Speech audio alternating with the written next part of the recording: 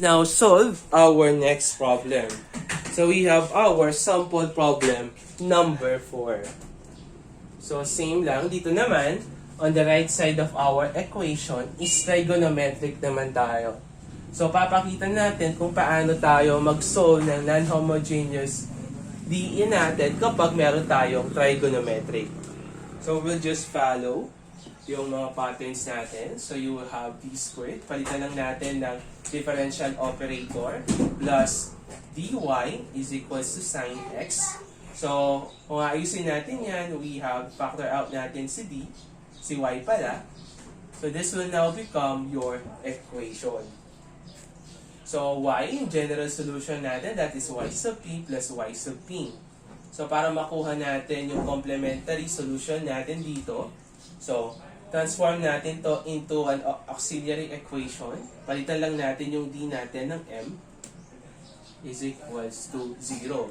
So we have m multiplied by m plus 1 is equals to 0. The value of your first root, that is 0. The value of your second root, that is negative 1. So we are nagko-fall tayo sa case 1 na real roots tapos distinct tayo. So, yung y sub c natin, that is c sub 1 multiplied by e raised to 0x plus c sub 2 e raised to negative 1x. So, for this one, mangyayari niyan is any number raised to 0 that is equal to 1. So, this will now become the value of your y sub c. So, ang problema lang natin, sir, ano naman yung value ng y sub p natin? So, for y sub p, ganito lang yan. So kahit na sin x lang yan, so lalagay pa rin natin yan kapag yung y sub p niya, that is the combination ng cosine at saka ng sine. So let's say cosine pa rin yan. That is, eto pa rin yung gagamitin natin. Let's say sin x plus cosine x. Eto pa rin yung gagamitin natin. So basta yung given natin is sine or cosine, eto yung laging gagamitin natin value ng y sub p natin. Lagi siyang combination ng cosine at saka sine. So since hanggang second derivative tayo, kunin muna natin yung first derivative ng y sub p. So you will have negative a sine x plus b cosine x. Then second derivative tayo.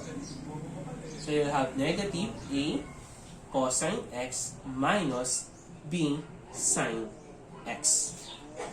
Then after that, we will just substitute, di ba, dito. So you have d squared plus d. Substitute lang natin yung y sub p natin, sine x. And then we have d squared y sub p plus dy sub p is equals to sine x. So yung d squared y p natin, that is negative a cosine x minus b sine x. Plus, yung dyp natin, eto yan. So, you have negative a sine x plus b cosine x is equals to sine x. So, para ma-solve natin yung values ng a at saka b, we're going to equate yung mga coefficients natin on the left side at saka yung sa right side natin. So, let's begin with sine x muna. So, lahat ng sin x natin dito, eto yan. Sin x, sin x, sin x. So, you have negative b minus a that is equal to 1. So, this is our equation 1. Or kung aayusin natin yan, you have negative a minus b is equals to 1. This is our equation 1. Next, cosine naman yung gagamitin natin. So, ito yung mga cosine natin. So, using yung mga coefficients niya, so you will have negative a plus b is equals to 0. This is our equation number 2. So, simplifying, na lang tayo, elimination na lang tayo. Since meron tayo dito, elimination na lang tayo, negative b plus negative t. So, mag-0 yan. So, you'll have negative 2a is equals to 1. A is equals to negative 1/2. So this is the value of your A. So from 1, equation 1, ito yung gamitin natin para makuha natin yung B. So negative, yung A natin, that is negative 1/2. Minus, yung equation 1 natin dito, negative B, is equals to 1. So B is now equal to negative 1/2. So, since nakuha na natin yung values ng mga undetermined coefficients natin, so substitute na ngayon natin sa value natin sa y sub p. So, you have negative 1/2 cosine x, negative 1/2 sine x. So, para makuha natin si y, that is y sub c plus y sub p.